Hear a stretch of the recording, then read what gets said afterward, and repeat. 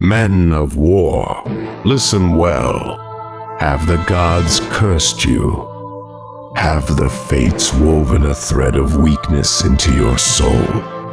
I see it in your eyes, the weight of doubt, the sickness of hesitation. You believe your best days are behind you. You believe the world has turned against you, that you are outnumbered, outmatched, forsaken by Olympus itself. But hear me now and let these words be seared into your very marrow. You are not forsaken. You are not broken. You are men born of fire, shaped by war, heirs to a legacy that will not die while a single breath remains in your chest. Do you not remember who you are? You are soldiers. You are warriors, not slaves, not beggars, not weaklings groveling at the feet of softer men who would see you tamed.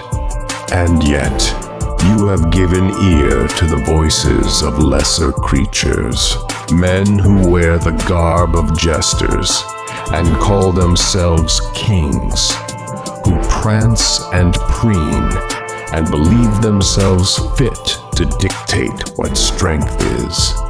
You have allowed this. You have listened. You have given them power that was never theirs to wield. No more.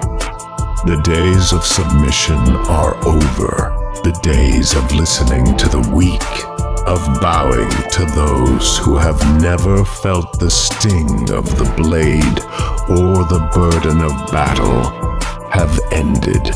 From this moment forth, we reclaim what is ours. Look to the past, to our forefathers, the might of Achilles, swift and furious, who stormed the walls of Troy with a wrath so great that even the gods took heed. Look to Leonidas, who stood with 300, not seeking survival, but immortality. Did they bow? Did they cower when the world threatened to crush them? No, they stood, and in their standing, they became more than men, they became legend. And you, standing here before me, what of you? Will you shrink from greatness? Will you let your name fade into dust while cowards prance upon the bones of your ancestors? Will you be the last in your line to hold your head high? I spit on the thought. Remember, you are forged by war, not comfort. Do not seek the soft hand of indulgence, the fleeting embrace of ease. These are the vices of lesser men, those who will never taste glory. They will grow old, their bellies fat, their souls empty. They will whisper of what they could have been. But you will not be them. You will walk the path of the immortal. You will carve your name into history. Banish fear.